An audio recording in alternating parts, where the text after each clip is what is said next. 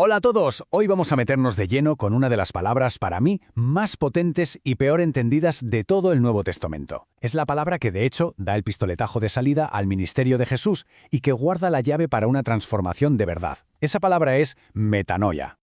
Es que esta frase lo resume todo, ¿a que sí? Desafía por completo esa idea de que cambiar es solo cuestión de apretar los dientes y portarse mejor. Nos dice que no, que la transformación de verdad empieza en un sitio mucho más profundo, en nuestra manera de pensar. A ver, pensemos en esto. Jesús arranca su vida pública, y la primera palabra que elige es una llamada a la metanoia. Claro, durante siglos se ha traducido como arrepentimiento, y enseguida se nos va la cabeza a la culpa, a sentirse fatal, al remordimiento. Pero es que su invitación no era a sentirse mal, sino a ver las cosas de una forma radicalmente distinta.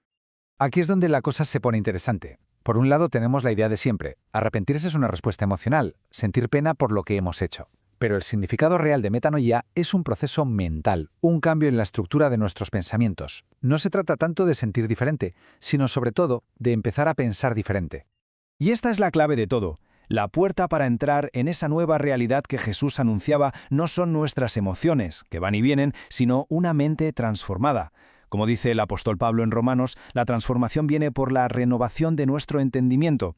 Es, por así decirlo, un cambio de sistema operativo, no un simple cambio en el fondo de pantalla. Vale, entonces, si metanoia no es solo un sentimiento, ¿qué narices es exactamente? Pues para entenderlo bien, tenemos que ir a la raíz de la palabra. La propia palabra nos da la pista. Es fascinante. Viene del griego. Meta significa más allá. Y noia significa mente. Así que metanoia es literalmente una invitación a ir más allá de nuestra mente actual. Adoptar una perspectiva más elevada. A ver la vida desde un ángulo que antes ni se nos ocurría. Es una reprogramación en toda regla. Y esto es súper importante. No estamos hablando de un simple ejercicio intelectual, de algo que se queda en la cabeza. La metanoia es un cambio en la raíz, en la forma de pensar, que casi sin darnos cuenta, de manera natural, empieza a dar frutos por fuera, en lo que hacemos, en nuestros hábitos, en cómo hablamos. El cambio externo es la consecuencia, no la causa.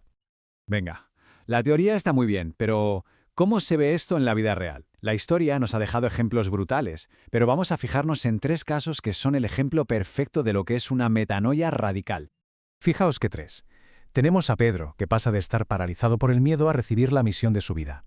A Pablo, cuyo sistema de creencias se viene abajo en un segundo para ser reconstruido por completo.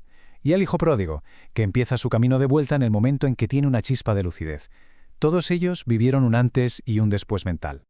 La historia de Pedro es increíble.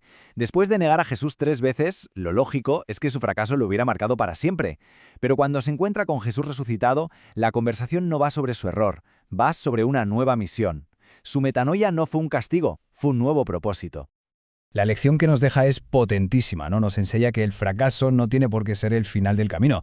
La metanoia te da la oportunidad de reescribir la historia, de convertir un punto final en un punto y seguido. Y si lo de Pedro fue fuerte, lo de Pablo es de otro nivel. A ver, estamos hablando de un hombre que estaba convencidísimo de que servía a Dios persiguiendo a los cristianos. Su lógica religiosa era, para él, perfecta. Y de repente, un encuentro en el camino a Damasco no solo para sus pies, sino que dinamita toda su teología y le da una identidad completamente nueva. Esto nos enseña algo brutal.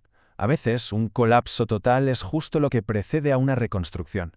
El objetivo de esa interrupción divina no era machacarlo, sino reprogramarlo por completo para algo mucho más grande. Y por último, el hijo pródigo. Lo que me alucina de su historia es que el texto nos dice el momento exacto del cambio, y volviendo en sí. Su viaje de vuelta a casa no empezó cuando se levantó del fango con los cerdos, sino en el instante en que su mente se levantó de la desesperación. La decisión interna fue primero, la acción externa después. Hemos visto el qué y el quién. Ahora vamos a ver el cómo. ¿Cómo funciona este reseteo mental? ¿Cuál es el mecanismo que lo pone en marcha y hace que funcione? Podríamos decir que sigue un camino de 5 pasos. Todo empieza con una confrontación, cuando una verdad choca con nuestra forma de pensar. A eso le sigue la iluminación. Se nos enciende una bombilla, por así decirlo. Esto nos lleva a la rendición, a la decisión de soltar nuestra vieja forma de ver las cosas. A partir de ahí viene la renovación. La mente empieza a crear nuevas conexiones. Y finalmente, la transformación, que es cuando nuestra vida empieza a reflejar esa nueva realidad interior. Y aquí hay que hacer una distinción súper importante, porque es donde mucha gente se pierde. A menudo se confunde la convicción con la acusación. Pero la idea no es hundir a nadie en la culpa, sino actualizarlo a una nueva versión, libre de esos fallos. Es como una actualización de software, no un informe de errores del sistema. Vale, y después de todo este proceso, ¿qué pasa? ¿Cuál es el resultado final? ¿Qué frutos concretos y visibles produce una mente que ha pasado por una metanoia? Esta tabla es un resumen perfecto del antes y el después. Es un cambio de sistema operativo total.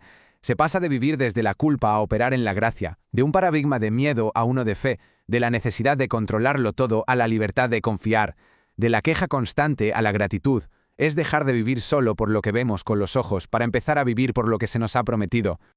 Y este es para mí el punto más revolucionario de todos. Casi siempre esperamos que las cosas de fuera cambien para poder estar bien por dentro. La metanoia le da la vuelta a la tortilla. Propone que el verdadero poder está en cambiar nuestra perspectiva interna, y que eso, a su vez, transforma cómo vivimos las circunstancias de fuera, aunque esas circunstancias no cambien ni un pelo. Así que la invitación está sobre la mesa. Y es para allá.